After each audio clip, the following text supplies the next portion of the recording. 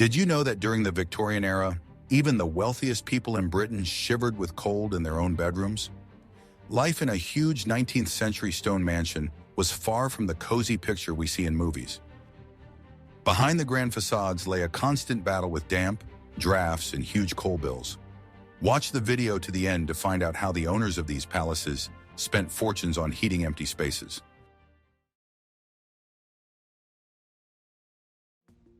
To begin with, I will reveal the best-kept secret of Victorian architecture, which changes everything we know about comfort. Huge mansions were built of stone and brick without any modern insulation. In winter, these buildings turned into real refrigerators for their inhabitants. Thick walls accumulated cold and released it into the rooms for months. High ceilings were a source of pride for the aristocracy, but they played a cruel joke on them. All the rare heat from the fireplaces instantly rose up to the moldings. The people below remained in a zone of icy air and constant discomfort. The physics of the time worked against comfortable human habitation. The walls in such houses were so cold that it hurt to touch them. The owners tried to fill the space with furniture and hang thick tapestries. This created only a weak illusion of protection from the icy breath of the stone. The stone literally sucked the energy out of every living creature. Even the most luxurious interior could not hide the harsh reality of life. The temperature inside rarely rose above 10 degrees Celsius. People could see their own breath while sitting in the living room with a cup of tea. Constant hypothermia was the norm for high society. Living in such a mansion required incredible physical endurance. Children were accustomed to the constant cold from an early age. Weak people simply could not endure such a climate for long. The grandeur of the architecture demanded daily sacrifices in the form of personal health. Every morning began with a difficult struggle for basic physical survival. The space of the house was created to demonstrate status, but not for comfort. The beauty of the Victorian style was often paid for with the chronic illnesses of the owners. The huge halls were empty for most of the cold year. The owners were forced to huddle in small offices, which were easier to heat. Most of the mansion remained locked and icy until summer. This made owning a huge house a rather pointless endeavor during the winter. Luxury turned into the necessity of living in cramped quarters by the fire. The engineering minds of the time did not yet know effective ways to conserve heat. Architects cared about the appearance and strength of structures above all else. Energy efficiency issues simply did not exist in the vocabulary of 19th century builders. Houses were built as eternal monuments, not warm nests. We would be very interested to hear your opinion on this matter. What do you think about such a high price for architectural beauty? Be sure to subscribe to our channel and write your opinion in the comments. Each of your messages helps us create new videos. Are you ready to learn the truth about how much it costs to simply not freeze to death? Maintaining a Victorian mansion required purchasing coal on a truly industrial scale. During the winter season, the bill ran into the tens and hundreds of tons of black gold. Without this fuel, life in the house would come to a standstill within a few hours. The everyday reality of the Victorian era was inextricably linked to constant noise and soot. Huge stone buildings had tremendous inertia and instantly drew heat from the inhabitants. To keep the temperature at least above zero, a steady supply of fuel was required. Estate owners entered into long-term contracts with suppliers to guarantee heat for the entire winter. A large house could have up to 40 fireplaces of various sizes. Most of them had to burn simultaneously to sustain life. This required enormous fuel reserves, which were stored in huge cellars. Coal was the main resource that kept the aristocratic nest functioning. Each fireplace required individual attention and constant refueling throughout the day. Servants were forced to constantly move up and down endless staircases with heavy buckets. Large estates had entire labyrinths of underground passages specifically for transporting fuel. Without this work, hidden from view, life in the ceremonial halls would have been impossible. The price of high-quality anthracite coal rose steadily and put pressure on the family budget. Heating became the largest expense after the maintenance of numerous servants. Wealthy families spent sums on coal comparable to the annual income of a village. Heat was literally bought with gold. Anthracite was valued above all else because it burned longer and produced less acrid smoke. However, even lower quality coal cost a fortune during periods of severe frost. The cost of heating could amount to up to a third of all annual expenses for maintaining an estate. It was a financial trap from which there was no escape for the owners of old buildings. Not only did the coal have to be purchased at a high price, but it also had to be delivered. Endless lines of horse-drawn carts brought fuel to the back entrances of the mansions. Unloading took days and created constant noise around the house. The entire courtyard was covered with black coal dust and dirt. The delivery process became a real logistical challenge for the building manager. Dozens of workers unloaded the carts by hand, carrying the bags to deep storage rooms. The noise of the coal being dumped spread throughout the neighborhood, reminding everyone of the approaching cold weather. Coal dust settled on windows and front doors, requiring endless cleaning. The process of distributing coal turned elegant homes into something resembling factory warehouses. There was always a heavy smell of burning and fresh coal dust in the air. Soot penetrated even the cleanest and most protected rooms of the masters. Perfect cleanliness in a Victorian home was practically an unattainable dream. Maids waged a never-ending war against black deposits on furniture and curtains. Even the most expensive fabrics and tapestries took on a grayish tint over time. It was impossible to get rid of the specific smell of burning. It permeated clothes and hair. The feeling of cleanliness was short-lived and required superhuman efforts on the part of the staff. The owner's money literally went up in smoke along with the thick smoke. The efficiency of open flames was extremely low for such large areas. Most of the paid-for heat simply left the house through massive chimneys. It was the most irrational way to spend family capital. The design of Victorian fireplaces was extremely primitive from a physics point of view. About 90% of the energy went into the sky, barely managing to heat the air near the grate. To heat even one large hall, fuel had to be burned at an incredible rate. People were essentially paying to heat the London sky, not their bedrooms. Black smog from thousands of fireplaces enveloped English cities in a thick blanket. Breathing on the streets in winter was physically difficult and dangerous. Inside the houses, the situation was not much better due to poor ventilation. Fireplaces smoked and polluted the lungs of the inhabitants of the mansions. On windless days, the smog became so thick that people lost their bearings on familiar streets. Soot settled on the faces of passers-by, turning them into something resembling miners. Inside buildings, the walls quickly became covered with a layer of soot that had to be washed off with alkali. People's health was undermined by the constant inhalation of combustion products.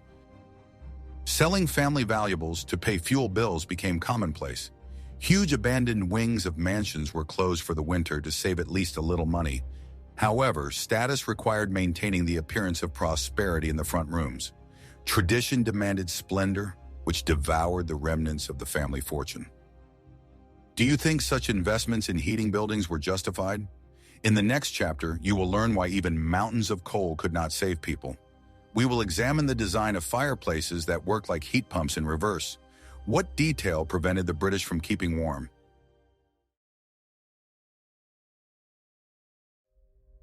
You've probably never heard of this unique secret because the fireplace was considered a symbol of the home, but it was actually its main enemy. Open fireplaces of that era had a critically low efficiency. They gave off only a small fraction of the energy from the burning fuel into the room. All the rest of the heat simply went to heating the atmospheric air. The bulk of the heated air instantly rushed up the wide chimney. This created a powerful and constant reverse draft inside the room. The fireplace worked like a giant vacuum cleaner, sucking heat out of the corners of the room. The stronger the flames burned, the colder it became away from them. This draft drew in the icy air from the street through any microscopic cracks. The drafts became stronger in proportion to the intensity of the fire in the fireplace. A person could feel unbearable heat on their face and cold on their feet. This distribution of heat was extremely harmful to health. To keep warm in some way, people used special reflective screens. They directed the infrared radiation of the fire towards the person sitting in front of the fireplace. However, this did not help to raise the overall air temperature in the room. The rest of the room remained icy and very damp. Fireplaces required professional and very frequent maintenance by specialists. Cleaning chimneys was dirty work that had to be done regularly and thoroughly. Soot could ignite inside the pipe and cause a terrible fire. The safety of the house depended on the cleanliness of these huge stone channels. Smoke often drifted back into the living rooms when the wind blew in certain directions. This covered the expensive silk upholstery of the furniture with a layer of acrid black soot. The owners had to put up with the constant smell of burning in their living rooms. Fireplaces turned life into an endless cycle of fighting dirt. Heavy marble mantelpieces were merely a beautiful decorative element. They could not accumulate enough heat to warm the room for long. As soon as the fire died down, the room cooled down in a matter of minutes. A constant supply of fuel was the only condition for life. Victorians believed that an open fire purified the air of harmful miasmas. This misconception made them ignore the obvious technical shortcomings of such a system. They preferred to suffer from the cold, but remain faithful to the traditional hearth. The illusion of comfort was more important to them than the actual temperature. Many modern people dream of having a fireplace in their home for its beauty. However, in the 19th century, it was a harsh and imperfect necessity. The fireplace was more of a ritual object than an effective heating device. It symbolized man's power over the elements in a cold world. Like this, if you think an old-fashioned fireplace is the ideal source of warmth for your home, subscribe to the channel to learn more surprising facts about the past. Click the bell icon so you don't miss our new historical episodes. It's important for us to know that you're still with us.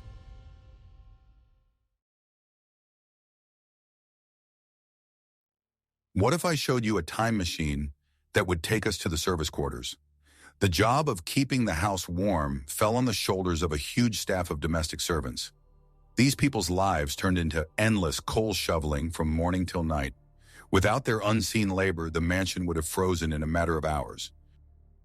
The heating system of a Victorian house depended entirely on the discipline and endurance of the staff. Every degree of warmth in the living room was the result of many hours of physical labor on the lower floors. The inhabitants of the house took comfort for granted, without thinking about the price. Behind the grand facades was an army of people whose hands were always covered in soot. The junior footmen and maids woke up long before dawn. They had to silently clean the ashes from dozens of cold fireplaces. After that, they had to light fires in all the main living rooms. The owners had to wake up in already warm rooms. Work began at 4 or 5 in the morning in complete darkness and cold. The first task was to carefully rake out the remains of yesterday's fuel, trying not to raise dust. If ash settled on the furniture, it was considered a serious offense and was severely punished. Only after thorough cleaning could new firewood and coal be laid for kindling. Heavy buckets of coal were carried by hand up endless, steep stairs. The servants made hundreds of trips between the basements and the upper floors of the house. It was hard physical labor that exhausted people every single day. Human labor was cheaper than any mechanization of the process. Each bucket weighed several kilograms, and there were dozens of such lifts per day. The servants' legs constantly ached from fatigue, and their backs suffered from the heavy load. In Victorian England, there was no rush to introduce lifts, as it was more profitable to hire an extra maid. Human resources seemed practically inexhaustible to the owners of mansions. The fireplaces in the master's bedrooms were a priority for the morning shift. Morning toilet in a cold room was considered unacceptable for a noble person. The servants had to act as quietly as possible so as not to disturb their master's sleep. The fire had to be crackling merrily by the time they woke up. The maid had to slip into the bedroom like a shadow and tidy up the hearth. The slightest clang of metal against stone could wake the owner and cause a wave of discontent. By the time the lady or gentleman opened their eyes, the room had to be pleasantly warm. This created the necessary comfort for the start of a long day for an aristocrat. The servants moved through special narrow corridors inside the thick stone walls. They remained invisible shadows, constantly supporting life in the main hearth. All the logistics of heat were hidden from the eyes of the idle inhabitants of the mansion. This created the illusion that the heat appeared by itself. The architecture of large houses was specially designed so that the paths of masters and servants did not cross. The dirty work of carrying coal took place behind the closed doors of technical passageways. The owners could live their entire lives without ever seeing the process of delivering fuel to their chambers. The magic of heat was the result of strict class division and architectural tricks. Any technical error in the operation of the chimney led to serious trouble. A smoldering flame or smoke in the room could result in immediate dismissal. Responsibility for the comfort of the owners lay with the lowest paid workers. The servants were the living mechanism of this huge heating system. The draft and condition of the chimneys had to be monitored with extreme care. If the wind changed direction and smoke entered the room, the footman was always to blame. The slightest chill in the hall during a reception could cost a person their job and references. People worked under constant stress, afraid to make the slightest mistake in tending the fire. The huge kitchens and the deep basements were the only truly warm places. Massive stoves and ovens were constantly working there to prepare food. However, this heat almost never reached the reception rooms. The warmth remained locked in the work areas intended for the servants. In the kitchen, the air temperature could reach 40 degrees due to the constantly operating stoves. Huge stoves required a constant supply of coal for baking and cooking complex dishes. Cooks worked in conditions reminiscent of a steamboat boiler room, while upstairs it was cool. The kitchen was the energetic heart of the house, but its energy was spent only on cooking. Cooks and kitchen workers suffered from overheating and constant stuffiness. At the same time, the gentlemen floors above wrapped themselves in warm shawls. This temperature inequality was a characteristic feature of any large Victorian house. The climate in the mansion depended on the social status of the room. Every morning, hundreds of people across the country began this endless cycle of fighting the cold. Huge financial and human resources were burned in fireplace stoves for a few hours of comfort. Victorian society literally depended on this exhausting and inefficient labor. A silent army of servants was the foundation on which all imperial luxury stood. Do you think this organization of labor was effective for the time? In the next chapter, you will learn how people coped with this terrible weather. We will discuss the personal protection from the cold that they wore. What clothing saved the aristocrats from colds?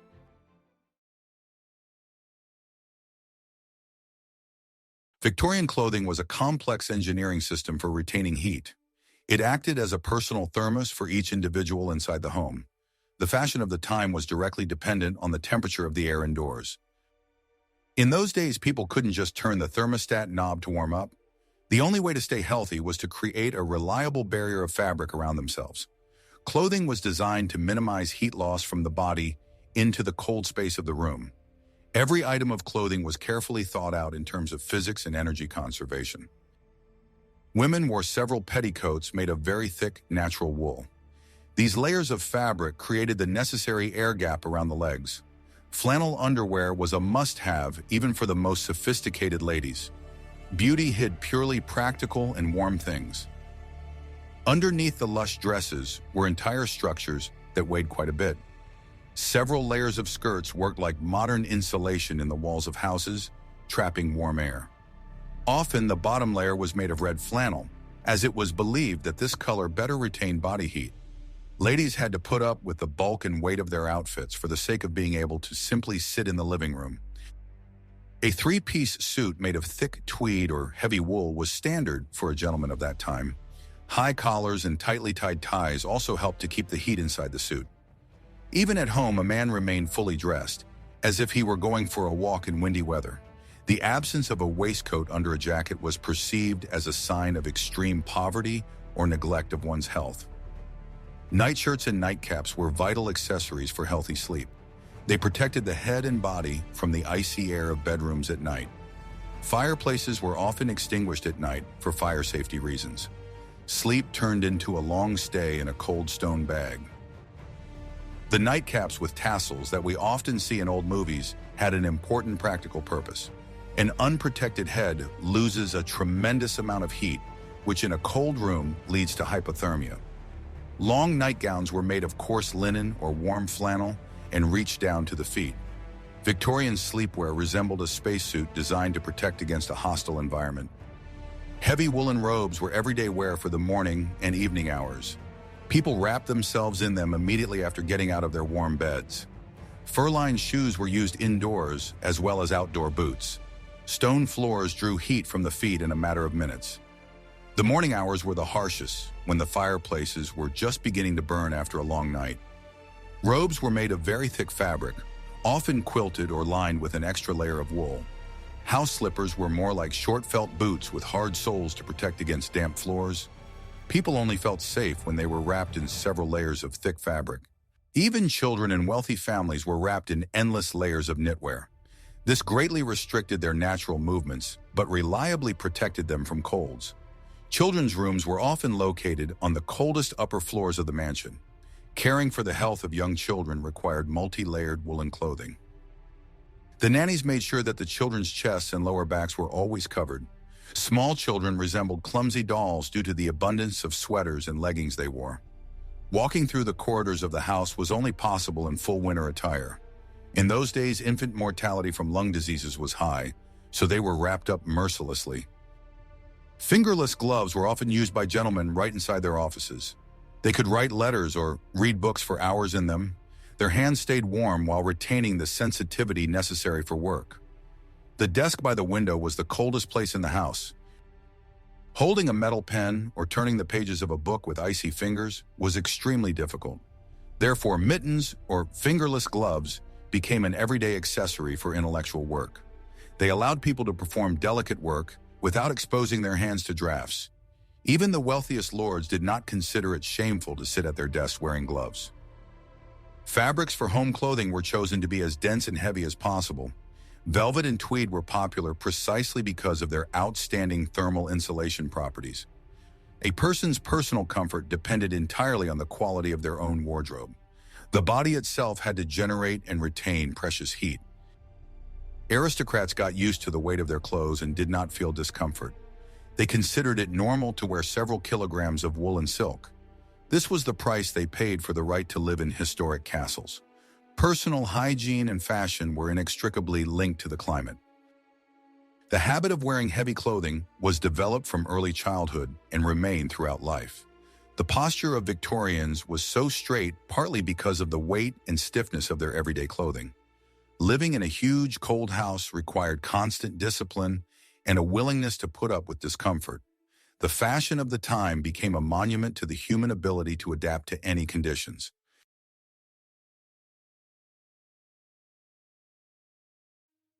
This is what happens behind closed bedroom doors on the coldest winter nights. Preparing the bed for the master's arrival was a complex and mandatory ritual. Without this procedure, it was impossible to sleep on damp and icy sheets. Dampness was the main enemy of comfortable rest within stone walls. In the Victorian era, bedrooms were practically unheated during the day in order to save precious coal.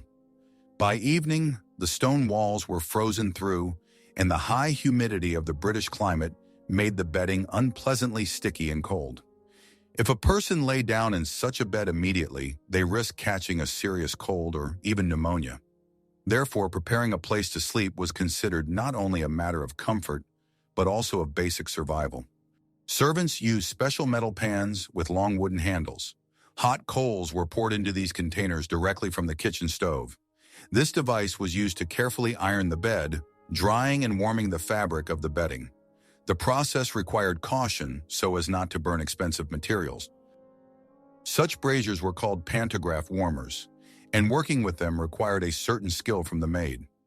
It was necessary to constantly move the hot metal over the sheets so that the high temperature would not leave scorch marks on the thin linen. Servants spent 10 to 15 minutes on each bed, removing moisture from mattresses and heavy blankets. Only after the bed was dry and hot was it considered ready to receive its owner. Later, ceramic and rubber containers for hot water came into use. These hot water bottles were placed at the feet to provide minimal body warmth at night. A warm, hot water bottle was the only source of comfort in a room that had frozen during the day. It allowed a person to relax and finally fall into a deep sleep. Ceramic hot water bottles were very heavy and retained the accumulated heat for a long time under thick blankets. They were wrapped in soft flannel so that the sleeping person would not accidentally burn themselves when in contact with the hot surface. Over time, such items became a must-have in every home, from modest cottages to royal palaces. Without a small island of warmth at your feet, a winter night turned into endless torture from the cold. Beds with heavy canopies served as a kind of tent to preserve heat. They kept the warm air from a person's breath inside the enclosed space. It was an effective microclimate system inside a single bed. The curtains also protected against drafts in the bedroom. Canopies made of thick velvet or heavy wool created a closed contour that prevented the icy air from the room from penetrating. Inside such a structure, the temperature was several degrees higher than outside, thanks to the natural warmth of the human body. People literally drew the curtains, turning their bed into a protected fortress. This was the only way to create a comfortable zone in a huge room with high ceilings. Huge down duvets provided the necessary soft insulation from below. Several layers of heavy woolen blankets weighed down on the sleeper. It was difficult to turn over under such a mass, but it kept you warm. People slept in a real cocoon of feathers and sheep's wool. The number of layers on the bed could reach 10 or more, including thin sheets and massive quilted bedspreads. The weight of such a pile was considerable, and a person felt as if they were under a heavy press. However, it was this multi-layered structure that allowed them to retain every bit of heat during the long night hours. Down mattresses served as an excellent barrier, preventing the cold from the floor from penetrating through the wooden frame of the bed. Despite all these tricks, the temperature in the bedrooms remained extremely low. The water in the wash jugs often froze to the bottom overnight. In the morning, the owners had to break the ice crust just to wash themselves. This was an everyday reality, even for the highest nobility of Britain. The air was so damp and cold that frost could form on the walls overnight. Even in the richest houses, no one expected the bedroom to be as warm as a modern apartment. People got used to seeing their breath in the dim light of the room immediately after waking up. Living in such conditions strengthened character, but at the same time was the cause of constant chronic illnesses. Getting up in the morning required real courage and willpower from Victorians. Leaving the warm capsule of the bed and stepping into the icy room was a challenge. At this point, the servant should already have lit the fire in the fireplace. The heat began to spread slowly as the person got dressed. The process of getting dressed was carried out at a frantic pace in order to spend as little time as possible in just a shirt. The footman tried to bring hot water for shaving at the very last moment so that it would not have time to cool down. By the time the fire in the fireplace was blazing, the aristocrat had to be completely ready to go out. The first minutes after getting up were the hardest and most unpleasant of the whole day. The royal residences suffered from the cold no less than the country estates. Queen Victoria personally controlled the temperature in her numerous chambers. Housekeepers reported daily on the condition of the chimneys and stocks of high-quality coal. The monarch's comfort depended on the coordinated work of hundreds of ordinary people. It was almost impossible to heat the huge halls of Windsor Castle or Buckingham Palace completely. Even the Queen complained in her diaries about the piercing wind that blew through the palace corridors. Special officials made sure that the fireplaces in Her Majesty's private chambers burned evenly and without soot. A vast empire was ruled from offices where people often sat in fur capes. Do you think this lifestyle was appropriate for the titled persons of that time? In the next chapter, you will learn how they coped with this terrible weather. We will discuss the first attempts to introduce pipes and steam into private homes. Were the new technologies safer than the good old fireplaces?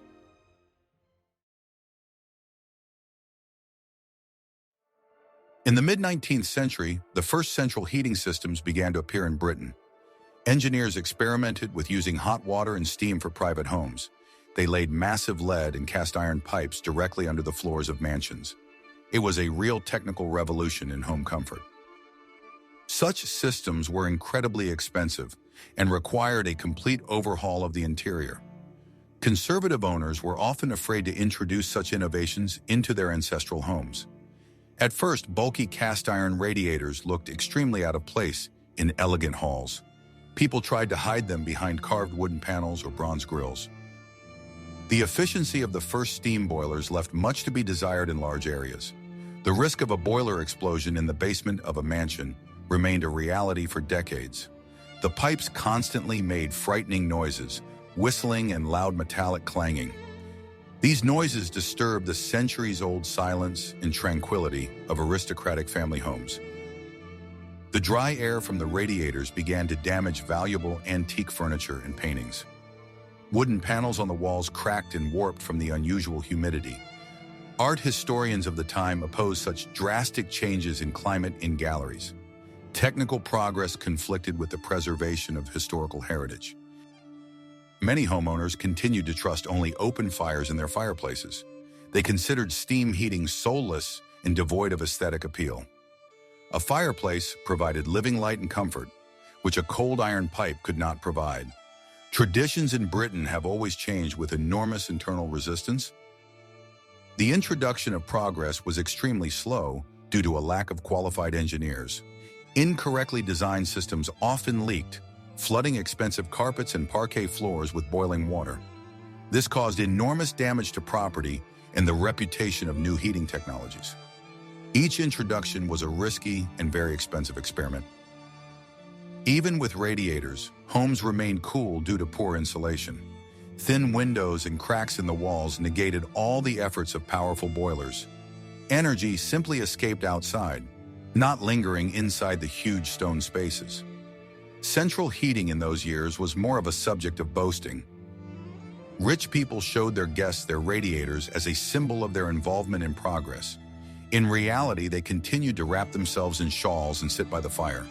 The real transition to a comfortable temperature took decades of painstaking work.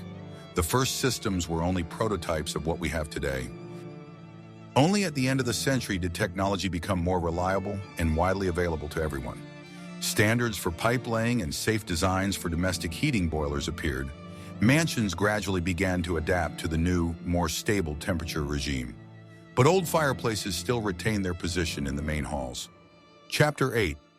Drafts as Eternal Companions of Grandeur.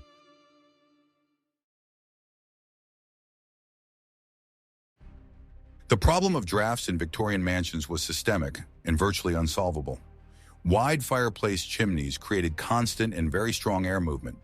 This process intensified every time the massive front doors of the house were opened. The interior of the mansion was in a state of perpetual turbulent motion. To combat the icy drafts, double doors were installed in all passageways. Heavy velvet curtains were hung not only on the windows, but also on the doorways.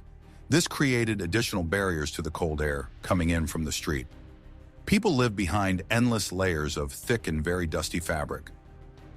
The floors were covered with huge carpets from wall to wall. This helped to cover the gaps between the dried-out wooden floorboards of the old parquet. A piercing cold often blew from the basements, drawing the warmth from people's feet. The carpet was not only a decoration, but also an important thermal shield. Special long snake-shaped pillows were a common item in every room. They were tightly placed under doors and on windowsills during the winter. These homemade bolsters helped to stop the most active flows of icy air. The entire house was stuffed with such means of protection from the outside environment. Homeowners waged a constant war against an invisible and omnipresent enemy. Drafts could penetrate even the most protected and hidden corners of the living room. This created an atmosphere of constant anxiety and discomfort for all inhabitants. The constant wind inside the rooms was the bane of Victorian life. Drafts caused frequent colds and chronic inflammation among the aristocracy. Respiratory diseases were considered an inevitable price to pay for living in a large house. People's health depended directly on the quality of the ceiling of their private rooms. Every crack in the frame could cause serious illness. Even tightly drawn curtains did not protect against the cold coming down from the windows. The physics of the process caused the icy air to descend directly onto the people sitting below. This created the effect of an icy shower hitting their backs or necks. The design of relaxation areas required these invisible air currents to be taken into account. The constant movement of air greatly interfered with the normal burning of candles and lamps. The fire flickered, smoked, and often went out at the most inopportune moment. This added gloom and smoke to the already cold interiors of the mansions. Drafts interfered with even the basic lighting of the interior of the house. Comfort, as we understand it today, was simply unattainable in those conditions. People got used to living in moving air and considered it natural. Their bodies adapted to constant temperature changes and wind in the corridors. The grandeur of the mansion required its owners to be made of iron.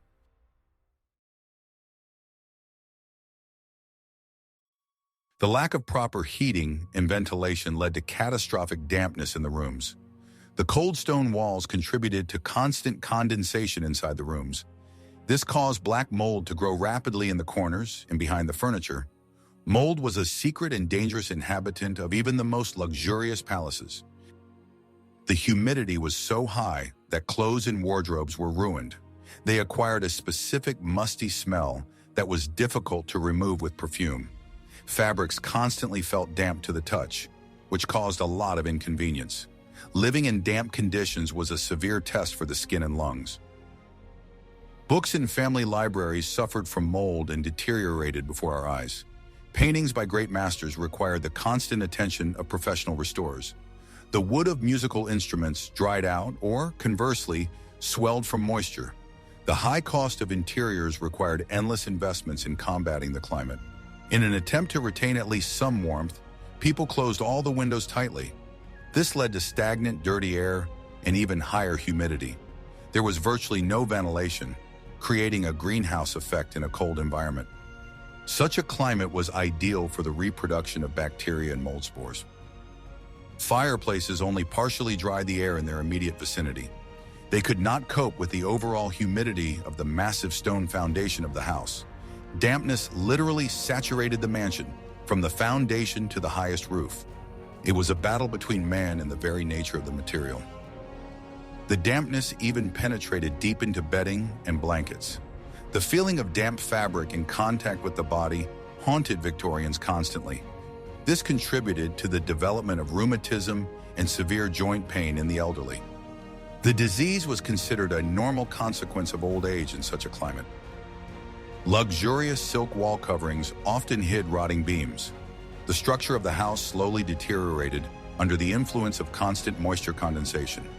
Stone crumbled and brick lost its strength over decades. Maintaining a historic building turned into endless and expensive repairs. The fight against mold required the use of aggressive chemicals of the time. Servants constantly scrubbed the walls with various chlorine or vinegar-based compounds.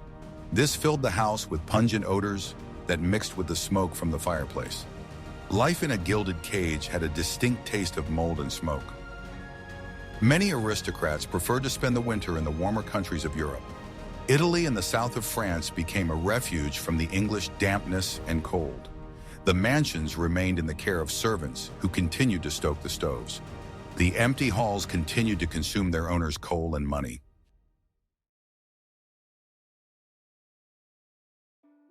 Winter in a Victorian mansion was a time of severe psychological hardship. The short daylight hours and perpetual twilight inside the rooms depressed people. Heavy curtains, designed to keep the heat in, blocked out what little sunlight there was. Living in constant semi-darkness had a negative effect on the mood of the inhabitants. Families were forced to spend all their time in one or two warm rooms. Most of the huge house was locked and completely uninhabited. Social life was severely limited due to the difficulty of getting around in the cold. Traveling in icy carriages was dangerous for ladies and children. Evenings were spent exclusively by the fireplace in a close family circle. Everyone tried to take the most advantageous place closer to the source of fire. This created an unspoken hierarchy of comfort within each particular family. Conflicts over places by the fireplace were a common topic for domestic quarrels. Candles and gas lamps provided very little real light. They added gloom to the already cold and dark interiors. The silence of the house was broken only by the terrible howling of the wind in the chimneys. The atmosphere of isolation intensified the feeling of loneliness among the owners of the estates. Spring was awaited by all inhabitants as the true and only salvation. The first rays of warm sunshine finally allowed them to open the windows and air out the house. People literally came out of hibernation along with the awakening nature. The end of the cold season was the main holiday in every wealthy home. The Victorian mansion was a monument to human vanity and pride. The owners preferred grandeur and status to basic everyday comfort.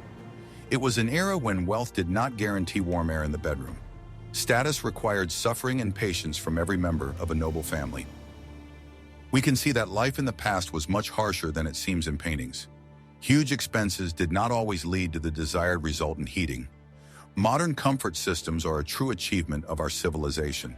we must appreciate the warmth that is available to each of us today. The history of the fight against the cold is the history of the development of human ingenuity. We have moved from open fires to complex and intelligent climate control systems. The Victorians paved the way with their mistakes and enormous expenses. Their experience has helped us create truly cozy and warm homes. Today, huge stone halls serve only as decorations for tourists. We can admire their beauty without suffering from drafts. Technological progress has forever changed our relationship with the winter cold. We no longer need to wear kilograms of wool inside our apartments.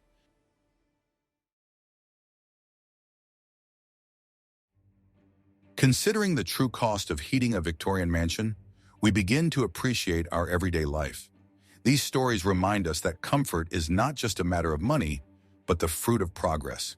Today's level of warmth in ordinary apartments exceeds the capabilities of the kings of the past. We live in an era of the most affordable and efficient heating in history. Do you think you could survive a winter in such a mansion if you were an aristocrat? Tell us in the comments which fact about Victorian life impressed you the most. Suggest topics for our next videos about the everyday secrets of the past. And don't forget to subscribe to the channel so you don't miss out on new exciting research.